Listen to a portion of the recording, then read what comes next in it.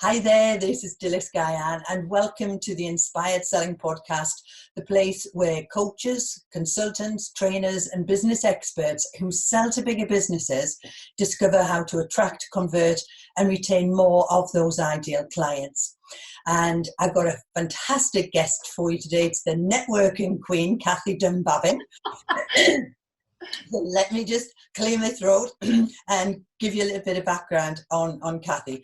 She's been described as a business network expert, which I can truly confirm and endorse that she absolutely is. And she was the winner of Most Influential Woman of the Year in Oxfordshire in 2014. And Kathy has worked with hundreds of business professionals to create a solid networking strategy that impacts positively on revenue, professional development, and also success. And she coaches others to network more confidently and effectively through her networking groups, which are Connecting Doors and Open Doors, and her latest networking workshops called Naked Networkers. How much do you love that? And she says that, tongue-in-cheek we should add, if you feel exposed when networking, want to uncover new opportunities and strip away some of the myths surrounding how to get the best from networking, she can help you with way more than the bare necessities. How lovely is that? Kathy, welcome. Easy. That is so good. I love it. I love it. Oh, what an intro, what an intro. I'm quite modest, Kathy. I've been to a number of networking groups, and yours is by far head and shoulders above anything I've been to. And it really is. It's educational, it's motivational. There's that connectivity, the community. It's everything that a networking group should be. So let's just get straight into it. How would you describe networking? Because I think it can be very misunderstood. Some people love it, some people hate it, some people are nervous of it. So how would you describe it? Thanks. Well, thank you for the intro to start with, Dylis. Networking queen, that's hilarious.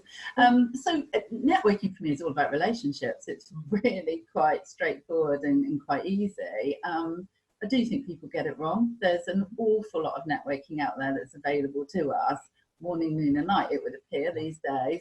However, what's key for me is who you're hanging out with, and that's on so many levels. You know, you want to be a people who bring out the best in you, but equally you want to be in a room where people understand what you do, are very receptive to developing relationships, who have the types of client that you potentially might want to deal with, because you know, once you develop these relationships, they will lead to a number of opportunities. And I think another area people slightly get networking wrong is they go in sales mode, and they go in thinking, what can I get?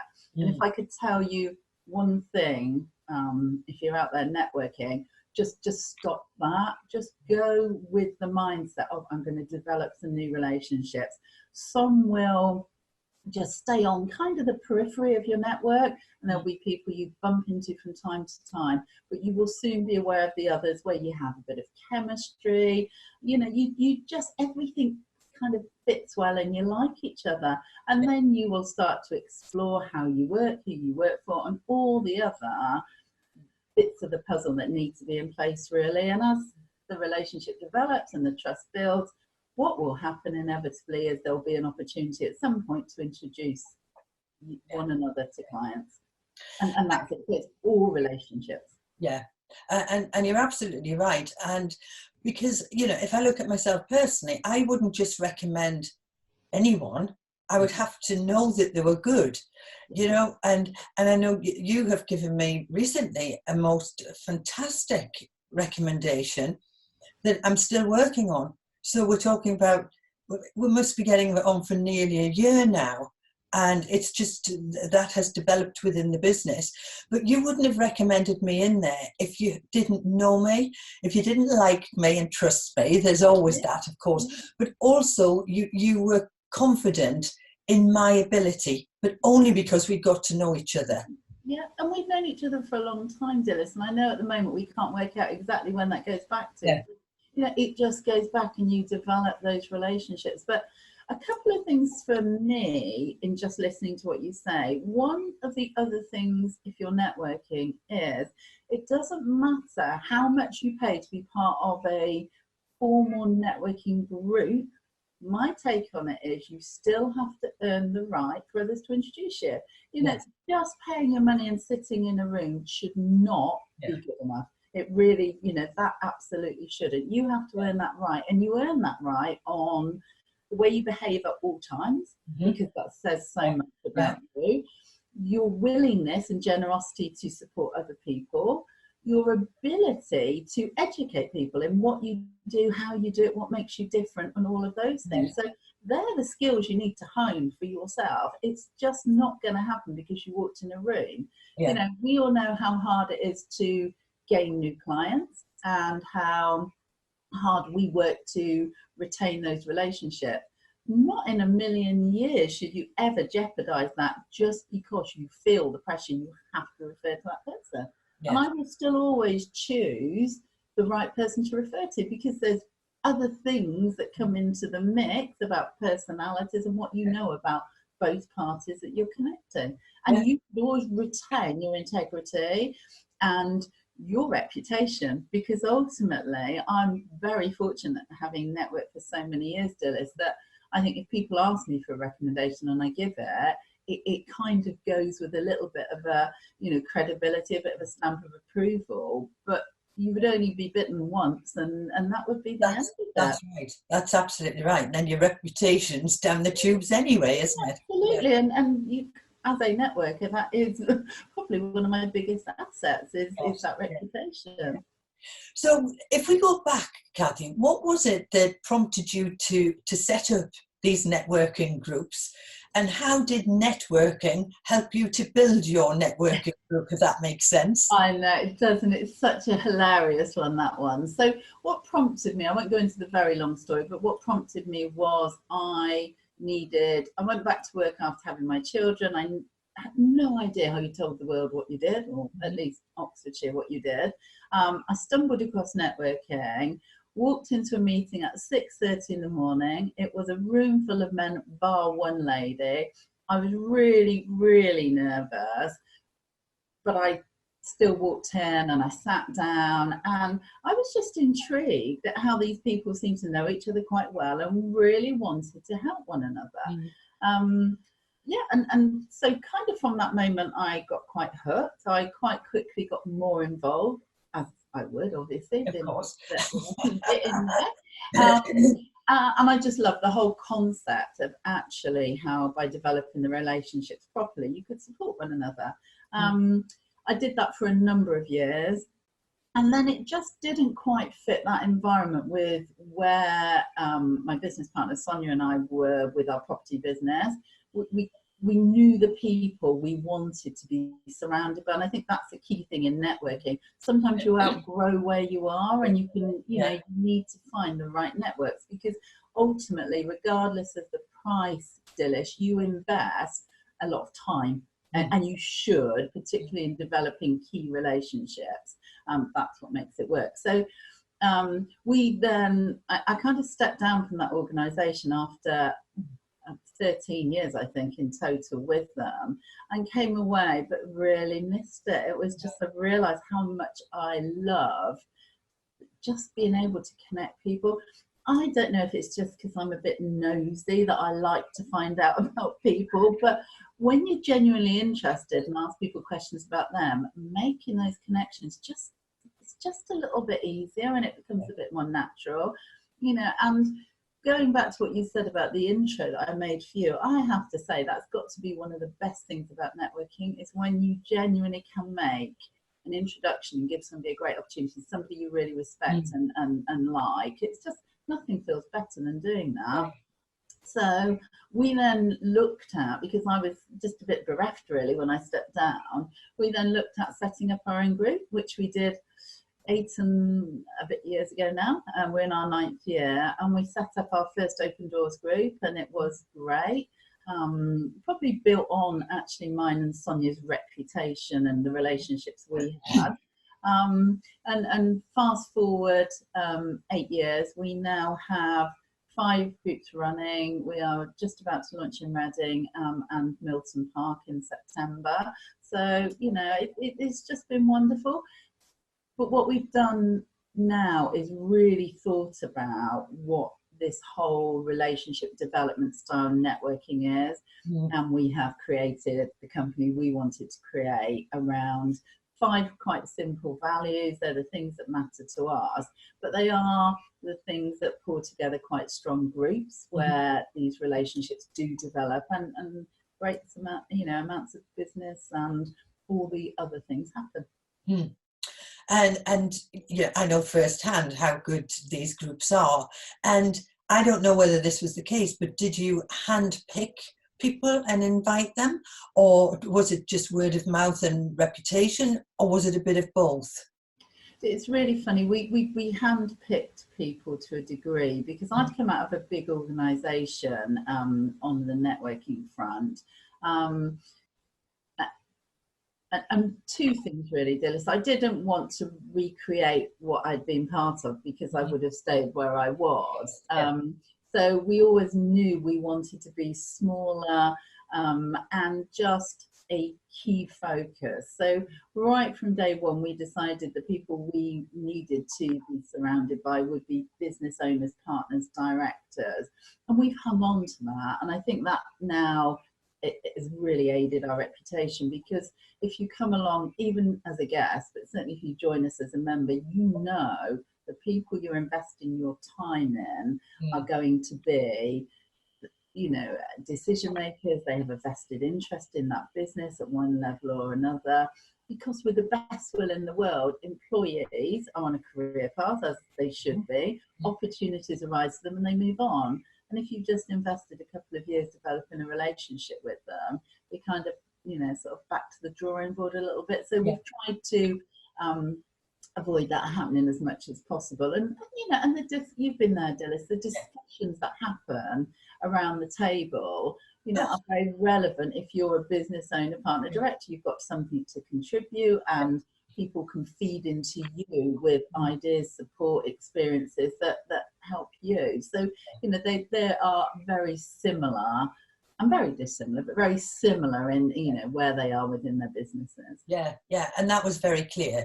You know, I've been along to your meetings, and as a guest, I haven't joined yet, just purely because I travel so much and it's fitting it in for me.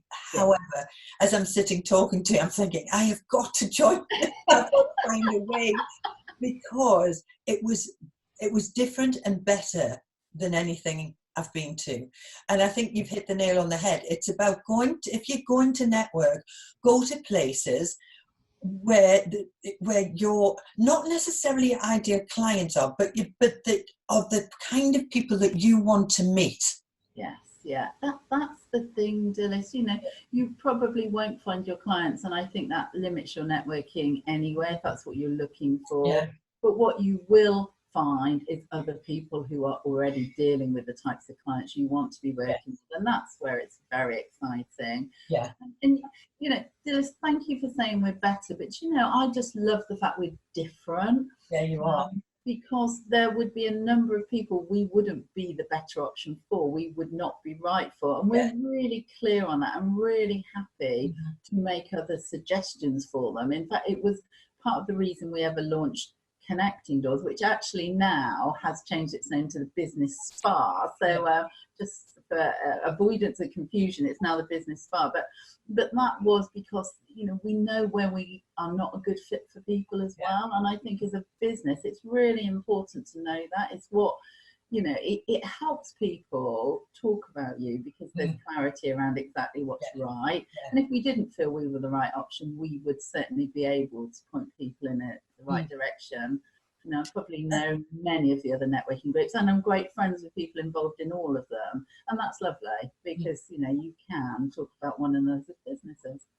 But that's the very reason that I asked you to come on today, because my audience is in the B2B space. And so you can talk about networking from that perspective. Yeah, yeah. So when you were building your business, your networking business, what were the challenges that you faced that you had to overcome to be able to build the business that you've got today? Day one, when you start any business, you're a bit of an unknown quantity. And we did start Dylis more expensive than any other networking group, even without the reputation, because we were very clear on what we wanted it to become. And luckily for us, it has. I guess that was part of the challenge. One of the other challenges was when we originally launched, we met every week. And it took us a while, but we realised that was prohibitive to the types of people we wanted in the group. Busy professionals can't always make every week. Although we had some amazingly busy professionals in the group that were meeting weekly, we just, we just tweaked the model a little bit.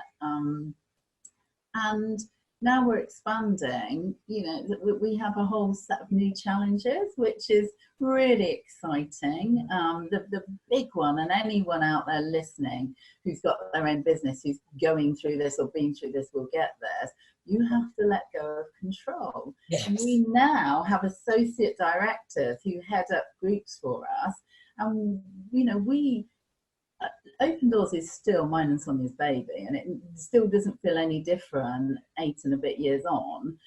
So actually handing your baby over to the childminder and knowing they're going to look after it as you want them looked after it's a little bit scary. But we absolutely have complete trust in our 2 associate directors at this stage, and would only ever, invite someone to take that role if we have that trust that they really understand. We're not a yes because someone waves a check, and that's really important. Check. I don't understand agent. Waves a backs for me. I don't know what you do these days. It's not wave a check, but just because someone is willing to pay, it does not mean we're going to offer them membership. Because that's not right for them either. We need to really make sure they fit the group, they fit our criteria. They're going to gain a lot from being part of Open Doors. Yeah. You've said 2 things there that have really resonated with me, Kathy. The first one is when you talked about charging right from the beginning, because you knew where you wanted to be. You knew what you wanted to grow towards. And I've been talking about this a lot lately in terms of build your business with the mindset of what you wanted to be, where you are today. That's one thing. The second thing, which kind of falls into that really, is that you said about letting go of control. And I was interviewed on a podcast last week, and he said to me, what would you tell your younger self? If you're doing what you know now, what would you tell your younger self? And I said, actually, I would bring in support quicker. I would let go quicker. And it's just sort of latter years. I've been running my business for nearly 20 years, but I didn't do it properly in the beginning. I've now got a lovely team of 5 around me. They're remote. I don't have an office. Well, I've got my little home office here, but I don't have a big suite of offices or anything. But I have allowed people to take responsibility. And I've also, and this is just recent as well, because I had to make a big mindset shift around this.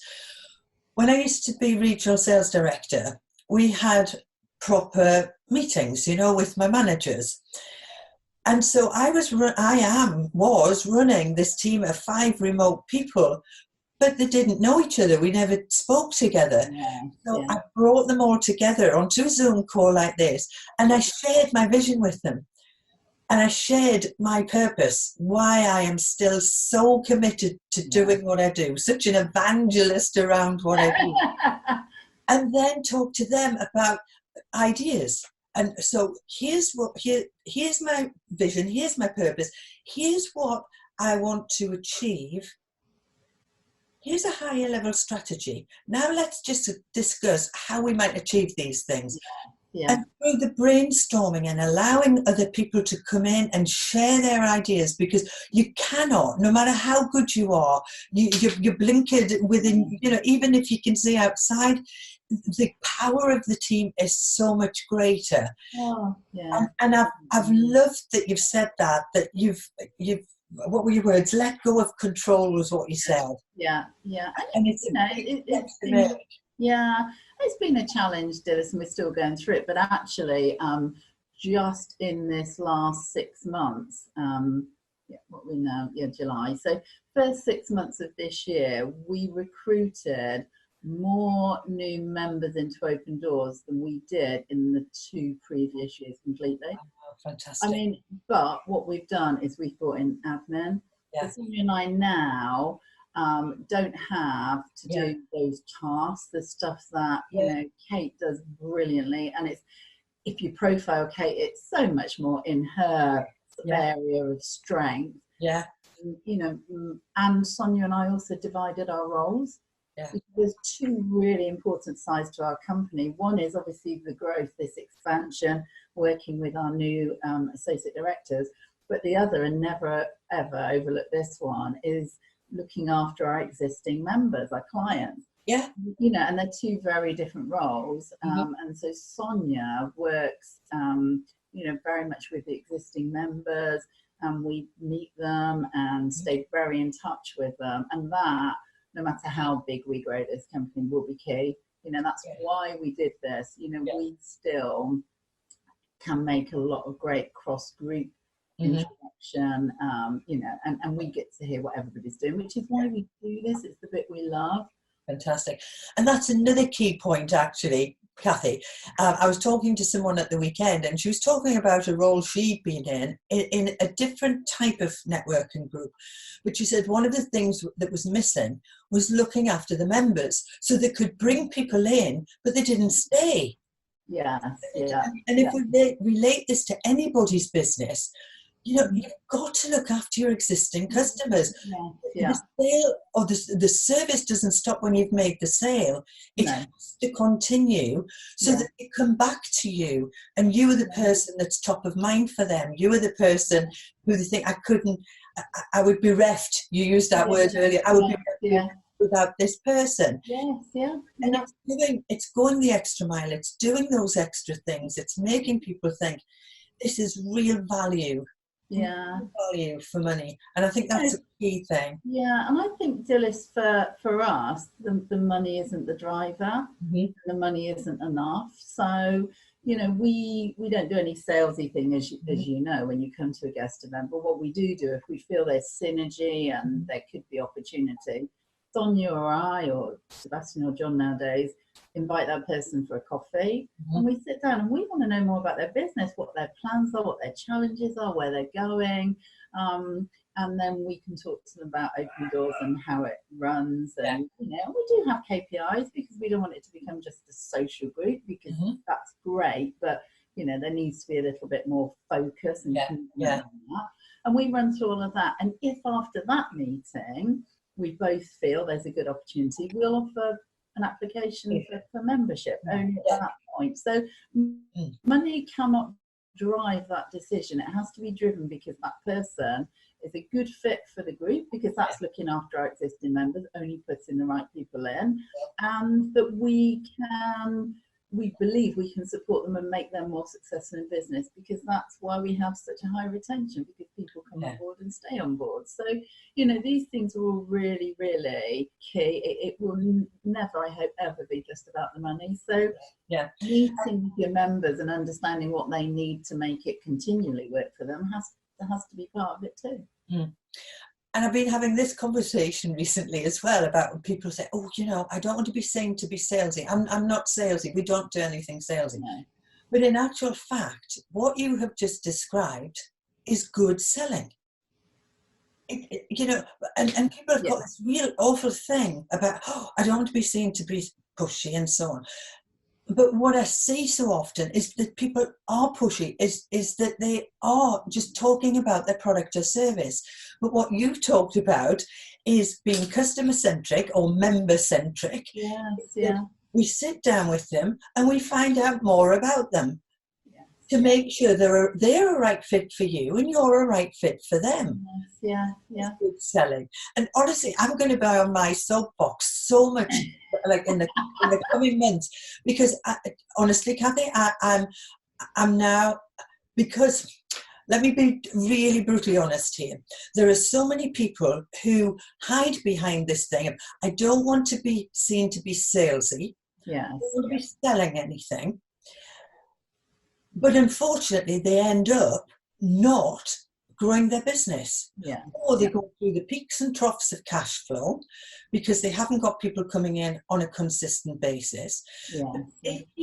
There is nothing wrong with reaching out to people and finding out about them and doing this discovery. You know, I just went to see a guy just last week. It'll be a lovely piece of business if we decide that we want to work together. It was all about him, all about him. And in fact, it was so much all about him, I didn't even get the opportunity to position myself in the beginning. And we were talking about him, you know, generating business, and that he was finding that he was getting these, thanks very much, I'll get in touch. Yes, yeah. But it was because he had talked all about himself, all about his company, and all about what he could do. Yeah. It would have been, it's a huge piece of business for him. Yeah. But it's the way he's operating. Yeah. And so you've got to flip all of that. Yeah. You know, the other thing I was thinking, it just came into my mind yesterday. If you hired a salesperson into your business, so anybody who's listening or watching, if you are hiring a salesperson into your business, what would you want them to do? Now, you would want them to bring in business. And as a business owner, if you haven't got a small sales team, you have to be that team. Yeah. You have to bring in the people and do just exactly what Kathy's talked about. I loved it, Kathy. It was so spot on. You know, we just have a coffee and we find out more about them. That's what good selling is about. And then is your product or service the right fit? Yes, yeah. And be okay if it's not. Yes. Yeah, be really okay. And I know in the very early days of business, that's hard because money is tight. Yeah. You've got personal mortgage, bills, rent, whatever it is to pay. You've normally got external partners or people in your ear about this isn't happening as quickly as you said and what's going on. But you know, you can make mistakes so easily, and you can come across very desperate, and you know, and all that will ever achieve is knocking your own confidence in what you're doing. You know, so that calmer, this is what I do, this is how it works. If it's not right, then it's wrong approach. Yes. Is not easy. We just felt very strongly about it, Dylis. Sonia and I, when we set up, we felt very strongly about a number of things. I don't think we would like to take the credit to say in that moment we realised that actually we were creating some great values for our business going forward that would be a big part of our reputation. It wasn't that clever. It was just, we knew what we wanted it to be. And one of our values and what matters to us is never compromise. And we really do stand by that one. Yeah, and I agree. I absolutely agree. You know, and because it would change the whole dynamic of your groups. Oh yeah, absolutely it would. Yeah. So let's just have a look then at some of the key elements of really good networking. Maybe you could give us them, you know, because I've taken a lot of your time already, Kathy. So if you give us a bit of a list and expand on some of them. Key elements. So go and try a few different networking groups for sure to see how you feel about them.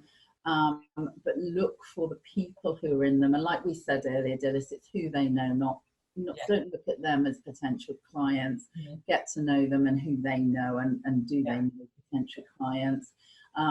If you're going to go and be involved in kind of the membership base, the more hardcore, I guess, networking that requires more from you, time, commitment, getting to know people, contribution, you know, be mindful of how much of that you can really do, because you don't want to be doing this scattergun, a bit here, a bit there, and not be able to give your best. Yeah. Because actually you are then just seen as somebody who operates at a certain level. You want to be able to commit 100%, you always deliver, you have the time, and you can only do that in so many arenas. You know, I would say one really focused networking group, and perhaps a couple you just like for a bit more of an ad hoc drop in, is, if you're doing it properly, more than enough to be very successful for you and take enough of your time that's not, you know, earning money. It's not, you know, client focused time.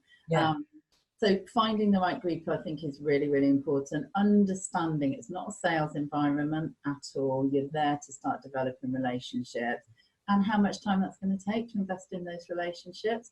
But it's like, it's foundations. It's like, if you want a building to look wonderful and last forever, you spend time and energy on your foundations and getting those right. You know, all things, painting and decorating, you know, that nobody likes the rubbing down and the undercoating and that stuff. They like the shiny, lovely top bits, but actually if you do the bottom bit right, everything just looks so much better, lasts so much longer, is a more quality end result. And networking is no different. So no, it is going to take time, but when those relationships are in place and they start to deliver, they will deliver regularly to you. And you know, it is a major source of your revenue. Yes, huge marketing activity. So what else would I say about that? Let me ask you this question then, because I know this is something that I hear quite often, as people say, God, I'm so scared to walk in the room and I don't know how to break into the groups, because when you've got an established network, you tend to have your people who, you know, they stand in little clusters. What do they say and how do they break into that? Okay, so first thing is, if you're feeling nervous, just take 2 minutes in the car park and remind yourself why you're there. If you're walking in, Dylis, thinking I've got to get 10 business cards, make, you know, 20 new connections, anything that's unrealistic, you're already on the back foot because you're feeling really nervous and it's going to feel very overwhelming. If you take the approach, I'm going to walk in and I'm going to meet 1 or 2 people I didn't know before today and see where it goes, you've taken the pressure off. So just set your mindset before you go in. The best thing you'll ever wear to a networking event is a smile. You walk in and smile and people will respond to it. So if you can get yourself to that point and you can walk in with a smile, you're really halfway there, because people will come to you. If you do walk in and there are groups of people all over the place, I'm sure a lot of you will have heard this and experienced it. The best thing to do, I would say, is look for the groups. People talk about open groups and closed groups. Closed groups are tightly knit. They're probably more intense in the conversations they're having. Open groups, there's sort of gaps. It's easier to approach. But also look for the groups that look a bit lighter, where they're just chatting a bit more and people are smiling. There's a bit of laughter going on, because they are definitely easier to approach. And they will, as you walk towards them, they're kind of nearly open up to let you in. Those intense, head down, important stuff groups, they'll be a bit quieter probably as well. They are harder. You can end up standing there feeling like a right lemon, because they just don't look to you. And then you're like, how long do I now stand here? Because I think you're aware I'm here, but you're not looking to me. And now if I walk, you know, it's just horrible. It's horrible. But, you know, the other thing I would urge anybody who's comfortable in their networking is just remember how it was, and be mindful when somebody you see walk in a room who does look a bit nervous, and just go and make them welcome. And it will be the quickest way to start a brilliant relationship, actually, in doing that. And, you know, it's just a nice opportunity to take that fear away from somebody. Excellent. So I'm going to ask you the same question that I shared with you before, that the guy asked me last week about knowing what you know now. What advice would you give your younger self? I would have said, believe in yourself sooner, for sure, and just go for it. I listened too much to voices in my ears over the years, and I would have just gone for it and been braver in situations. So I would definitely have done that. we've spoken about Kate coming as admin. Most definitely looked about securing that one before now. Yeah. I think that's a really good one, Kathy, like believe in yourself. Yeah, it's a really big one because it's so easy to knock it, Dylis, or let other people knock it, actually. You know, ultimately, you close your eyes at night, it's only you there inside your head, you know, and when you're being influenced by other people, you never totally, you know, any decisions you make, good or bad, they don't sit wholly with you. They're because you listen to other people, and they can cause self-doubt, they can cause frustration, they can cause, you know, really not pleasant emotions. You know, ultimately, if you've been true to yourself and done it, good, bad or ugly, you're responsible for the outcome. And, you know, and actually I think if you do trust in yourself more and your capabilities, you know, you will get a better outcome. Yeah. My grandma said to me years ago, in fact, she wrote it when I was a kid, we had a little autograph book. We used to ask all the neighbours and family to write these little things. And then my grandma, I can't remember it all, but the first line was, "To thine own self be true." Oh, okay. And I think that encapsulates what you've said there. And it's everything, Dylis, isn't it? You know, it is everything. You know, we have to be okay with who we are as a person, and that's not just to everybody else. I actually think that's to ourselves as well. Yeah, and that's the bit we forget. You think, I'm a good person, I do my little bit, and I would always do that, and I try and do my best. But actually, are you a good person to yourself? And I think that's quite important to have a check-in on as well from time to time. That's a really lovely kind of sentence to finish on, Kath. Thank you so much. So how might people get in touch with you, to either just get in touch with you because they want to connect with you, or they would like to join your wonderful networking group, Open Doors, or the business bar. The business bar. The business bar or Open Doors. Or come along to your naked networking workshops. So how can people get in touch with you? The easiest way, I think, Dylis, rather than throw out a whole load of email addresses, is find me on LinkedIn. Yeah. So it's Kathy with a C, Dunbabin, and I will go to my grave being able to do this, is Delta Uniform November Bravo Alpha Bravo India November. I do the same with Dylis Guy.